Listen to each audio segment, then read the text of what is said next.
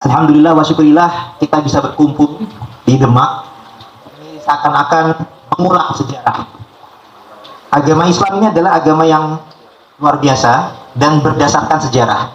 Kalau agama-agama lain mungkin berdasarkan mitos, berdasarkan dongeng, berdasarkan ya sekedar katanya-katanya. Tapi kalau agama Islam, bahkan doa yang paling sering kita ulang berkali-kali itu Al-Fatihah.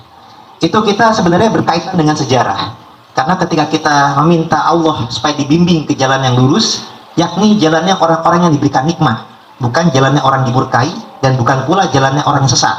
Dan Al-Quran itu mengajarkan sejarahnya tentang orang-orang yang diberikan nikmat, yakni para nabi, para rasul, dan juga mengajarkan tentang jalannya orang-orang yang dimurkai dan juga jalannya orang sesat.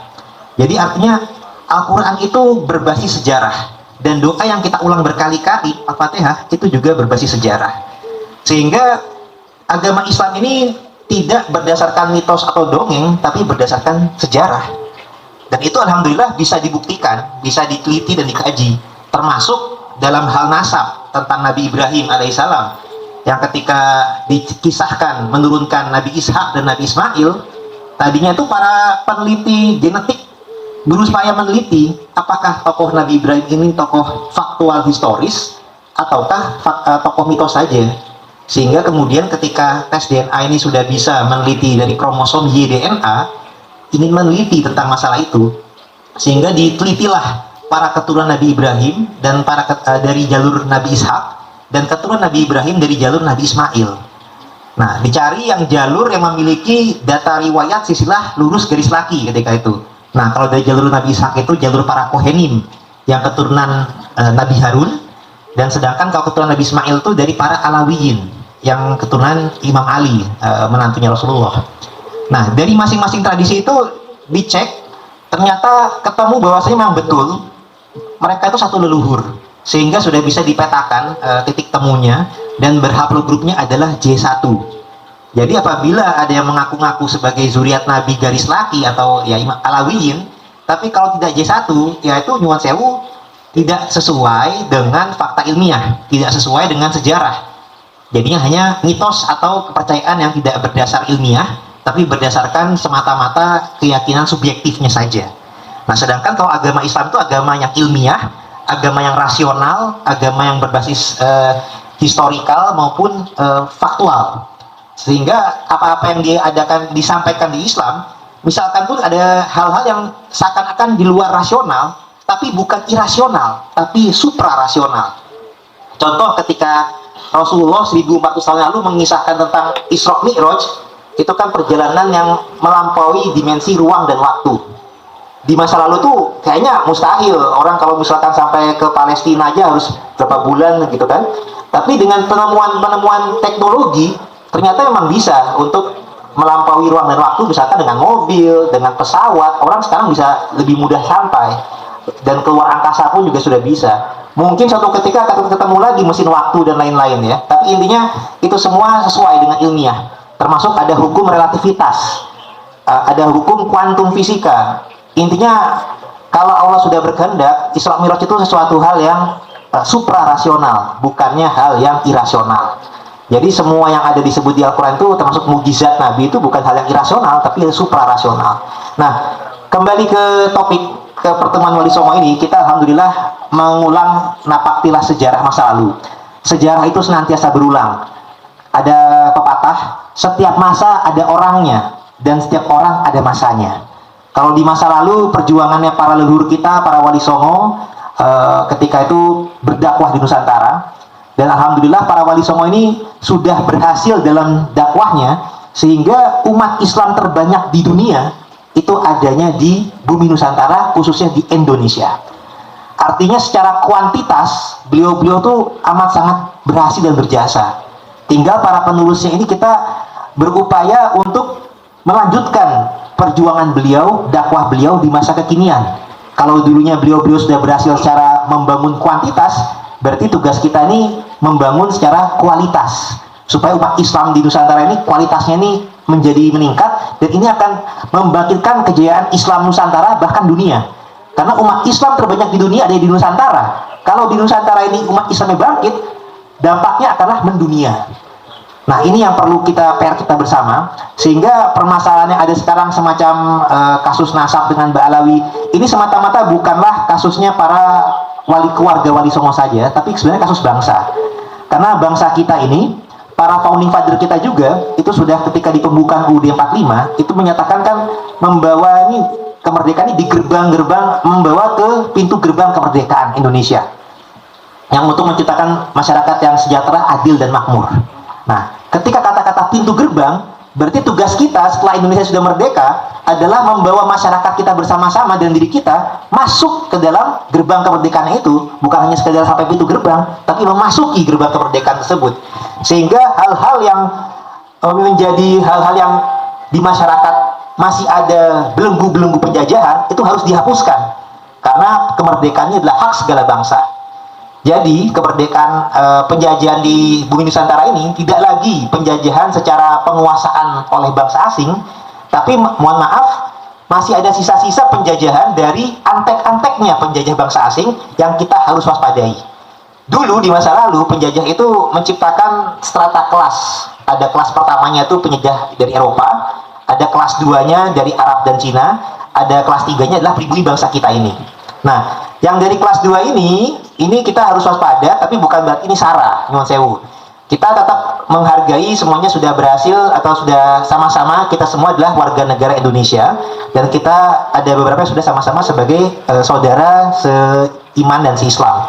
Tapi yang harus kita waspadai adalah jejak saranya dari pihak oknum ya. Oknum tersebut tuh terkadang masih ada yang mau menguasai bangsa kita.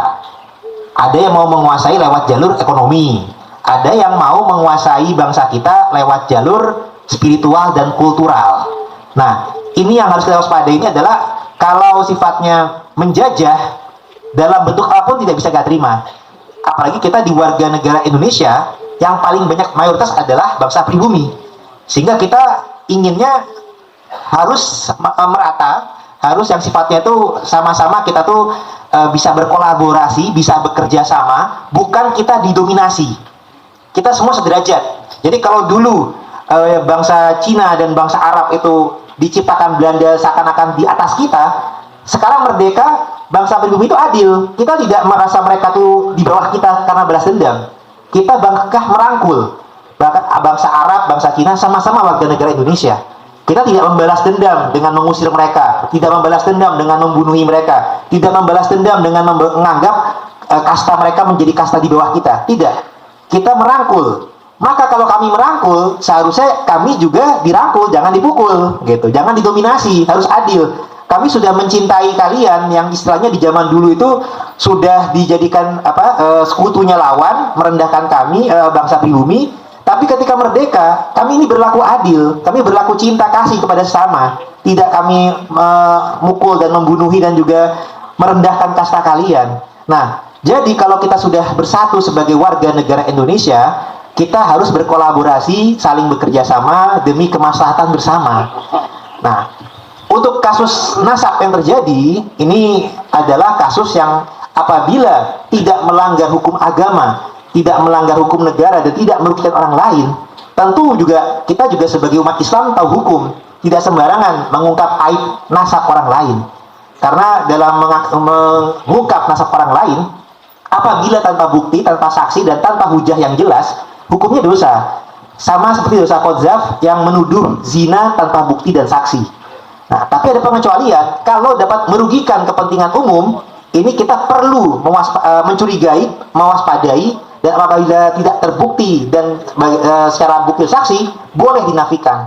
Sama seperti di hukum pengadilan, kalau ada seorang yang diantara persengketaan ahli waris saling mengaku sebagai ahli waris yang sah, nah kalau salah satunya dapat merugikan kepentingan ahli waris yang asli, maka seorang hakim boleh mencurigai, boleh meneliti, mengkaji dan memutuskan mana yang asli yang berhak atas warisan tersebut dan mana yang palsu. Nah, demikian pula ini.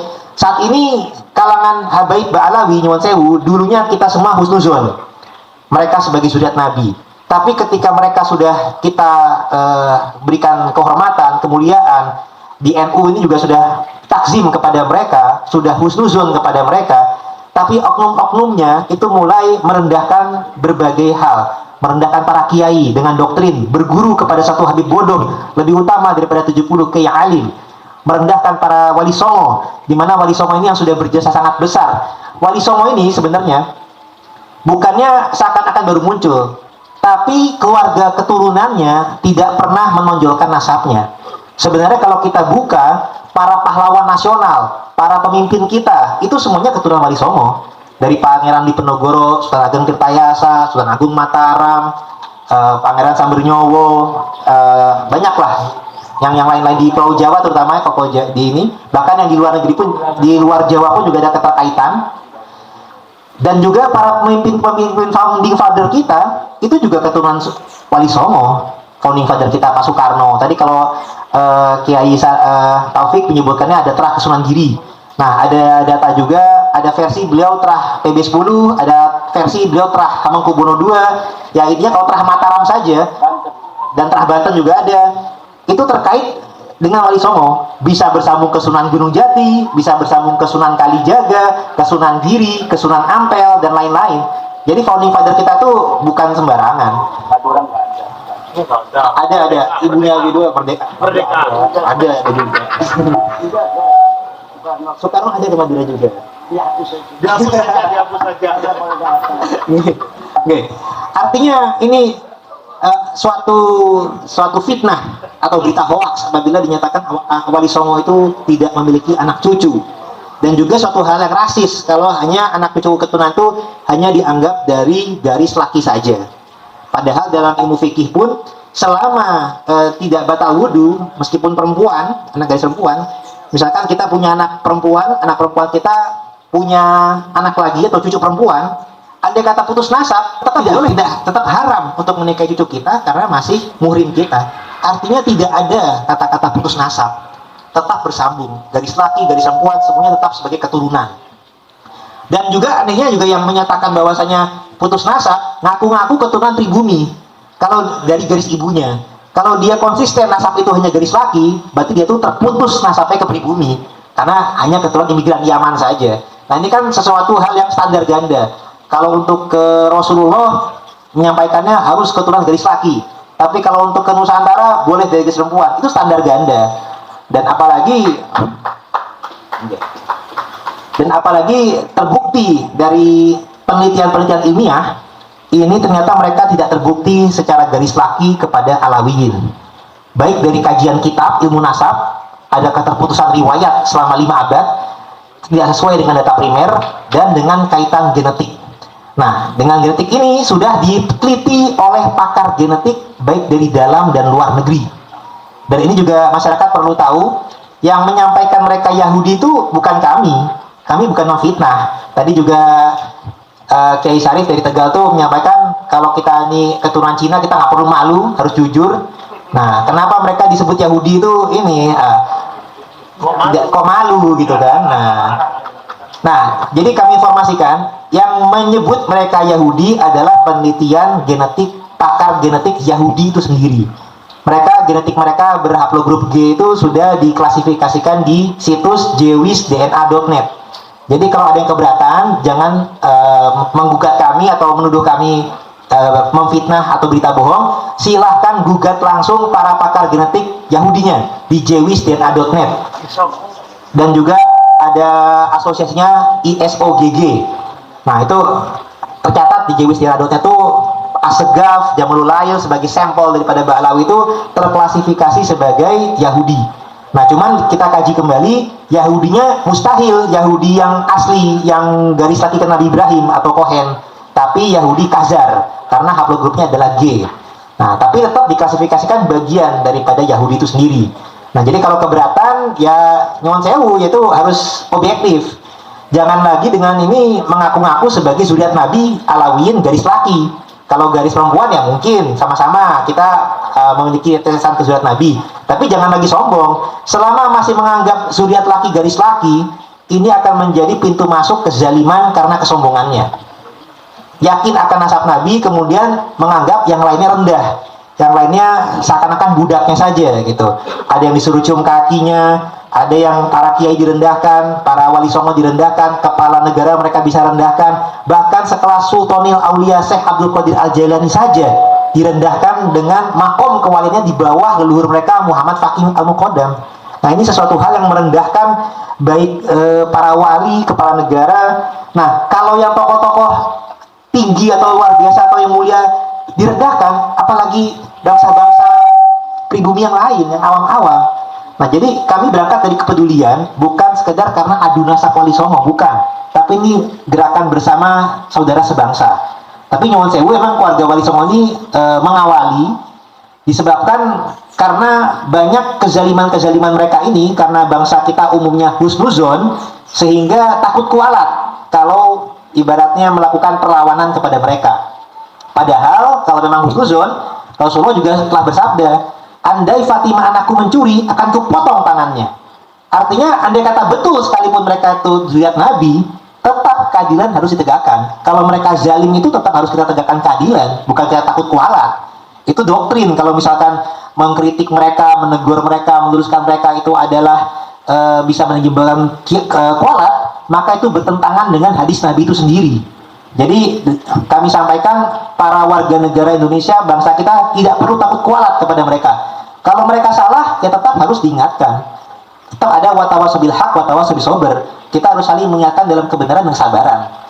Jadi yang salah harus kita luruskan. Jadi apa yang kita, perjuangan-perjuangan kita semua ini bukan ujaran kebencian, tapi ujaran kecintaan. Kalau kita cinta kepada saudara kita yang salah, bukan dibiarkan salah, tapi harus kita luruskan, kita ingatkan supaya jadi benar. Dan kita mengingatkannya pun juga dengan kesabaran. Jadi kita harus terus menerus. Karena sesuatu yang kebohongan, kesalahan saja, apabila disampaikan berulang kali, itu bisa disangka sebagai kebenaran. Apalagi usaha kita untuk meluruskannya, itu harus kita sampaikan berulang kali, harus istiqomah dengan sabar. Insya Allah suatu ketika akan sadar, baik kalangan pribumi yang menganggap mereka zuriat Nabi sadar direndahkan atau diperbudak, dan merekanya pun semoga juga sadar untuk tidak lagi memperbudak bangsa kita. Dan ini hukum alamnya seperti tetesan air. Kita kalau serangan kita itu mau sekaligus bagikan air besar, air bah, itu hanya mendorong atau menggeserkan batu. Tapi dengan air yang sedikit demi sedikit, tetesan air, tapi terus menerus dapat menghancurkan dan melubangkan sebuah batu.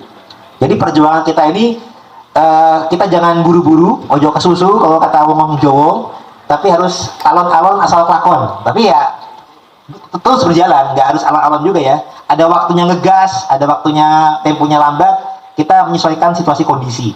Dan alhamdulillah perjuangan kali ini Kiai Madin Usman sebagai tokoh pelopor dalam bidang kajian kitab, juga dibantu juga Teguh Qori dan lain-lain, dan juga Gus Fakih juga alhamdulillah awalnya dari sebagai pemerhati DNA, tapi alhamdulillah juga kita sudah didukung juga oleh yang pakar genetiknya langsung, ada Dr. Sugeng. Jadi kita sudah ada dari, kalau misalkan ini bisa maju ke hukum, kita sudah ada saksi pakar dari ilmu nasab maupun saksi pakar dari genetik, sehingga kita insya Allah tidak lagi takut. Apa-apa yang kita sampaikan bukanlah sebuah kebohongan atau hoaks. Jadi apabila ada yang menuduh perjuangan kita ini karena ujaran kebencian, fitnah, berita bohong, silahkan tuntut perjuangan kami ini, tuntut tokoh-tokoh kami ini, silahkan somasi, silahkan tuntut jalur hukum. Dan kita berani untuk membuktikannya di depan hukum, bahwasanya kami tidak berdusta, kami tidak berbohong, tapi apa-apa yang disampaikan ini ada buktinya, ada saksinya, ada bukti dan saksi pakar bahwasanya Ba'alawi tidak garis laki ke Alawiyin zuriat Nabi. Jadi apabila masih ada yang mengaku-ngaku sebagai zuriat Nabi, tolonglah sadar, tolonglah insyaf, jangan lagi, ya memang sih kalau untuk keyakinan sendiri silahkan untuk keluarganya, tapi janganlah diungkap ke publik, minta penghormatan publik, minta diakui publik, dan meminta penghormatan dan merendahkan publik, terutama bangsa kita. Ini sudah waktunya Ba'alawi rungkat, dan juga saatnya kita, bangsa kita adalah merdeka.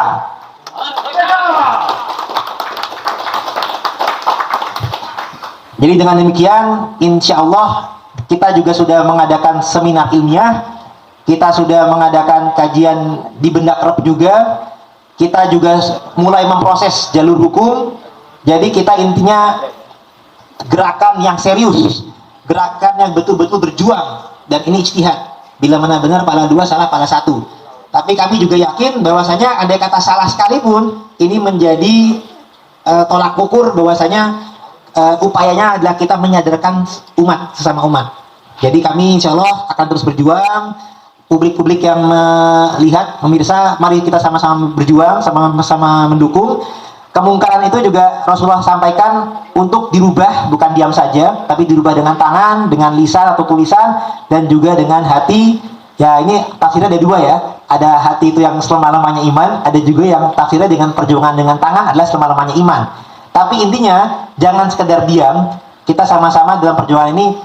Ada yang bagian-bagiannya, tapi mungkin yang lain yang mendukung bisa mendoakan setidaknya dan juga memviralkan. Karena supaya ini semua bisa terjadi mencapai titik temu kemerdekaan yang bisa bermanfaat bagi semua. Assalamualaikum warahmatullahi wabarakatuh.